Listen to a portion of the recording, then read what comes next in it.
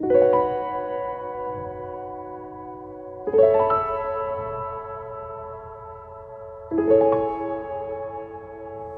やかな佇まいで人々の営みを見守り続けてきた三輪山。その姿を正面に臨む場所に少林寺はあります。国宝十一面観音菩薩立像。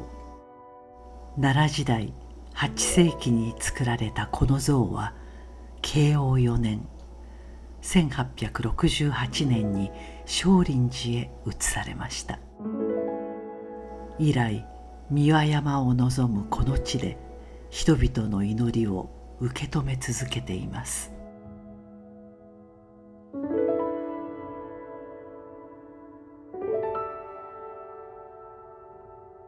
奈良県桜井市。声の記憶奈良第1話では大神神社を訪ねました。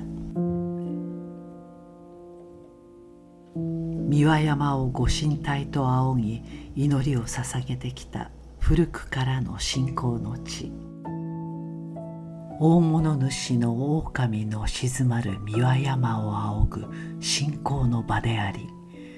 酒造りの杜氏の祖とされる幾比、白蛇と百曽姫の伝説など語り継がれる声の記憶をたどりました。時は慶応4年1868年、新政府は神道を仏教から分ける神仏分離の方針を打ち出しました。それまで神仏集合のもと、同じ信仰の場に祀られてきた神と仏は分けられていくことになります。大神神社の境内にも神宮寺の一つである第五輪寺がありました。その本尊であった十一面観音菩薩立像は同年5月16日少林寺へ移されました。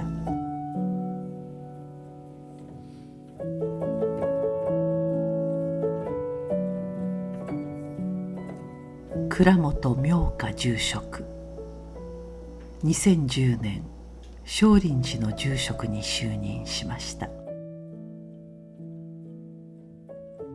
で祖父が結婚して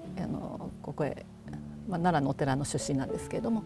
こちらへ来られまして、そして父が継いで、でその後父も母もちょっと早く亡くなってるっていうのもあるんですが、父の後ちょっと母がやってくれてたんですけれども、病気になったので私が継業させていただいて、真言宗の僧侶の資格を取らせていただいて継いでるっていう経緯で、しっかりもっと守るっていうそんな決心とか何も考える間もなく、はい、突然にやらなくてはっていう感じでそんな感じだったんですか。一番最初に建てた方は、藤原鎌足公の神社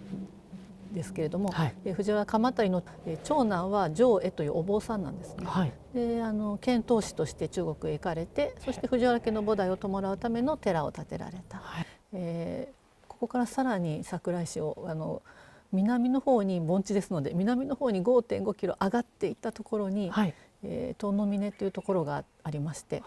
そこが丹山神社という今神社があるんですけど、大化の改新の企てをした場所、その丹山神社も、お寺だったっていうことでして、妙楽寺というお寺だったんですが、その妙楽寺の、支える寺ということで寺院としてできたのが初めでございますので、和道5年、712年の歴史を持つお寺となっております。そうなんですね。どうぞ。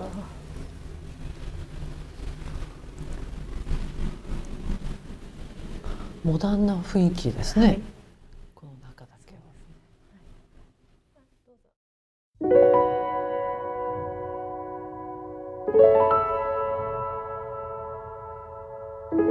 国宝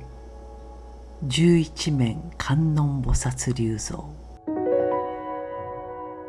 奈良時代8世紀に作られたこの観音像は、大神神社の境内にあった第五輪寺の本尊として長く祀られてきました。今まさに天から舞い降りたかのような軽やかな立ち姿。足元には蓮の花弁を一枚一枚かたどった台座。両腕から台座へ優雅に垂れる天音は風を受けて揺れるかのようです。左手には王子型と呼ばれる古い形の水瓶。それを捧げ持つ指先にもたおやかな美しさが宿ります。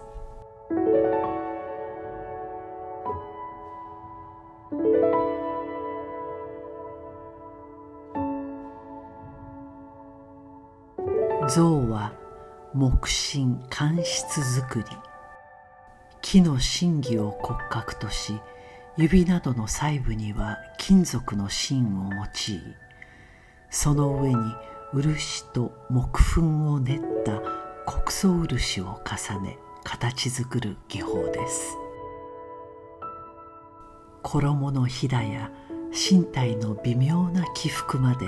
繊細に表されています。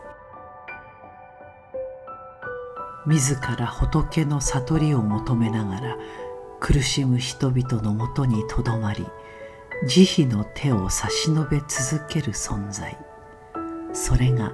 菩薩です。11面観音菩薩は11の面であらゆる方向を見渡し、救いを求める人々に応える姿なのです。